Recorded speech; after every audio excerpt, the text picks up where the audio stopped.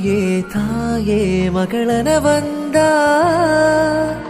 தந்தை சிந்தை நலமுற வந்தாய் நீயே லோகம் என்று ஆனாய் பெண்ணே என்னை ஆளும் தெய்வம் நீதான் கண்ணே பெற்றது நானா இல்லை உன் மகனே நானம்மா தாயே தாயே மகளன வந்தாய் தந்தை சிந்தை நலமுற வந்தாய்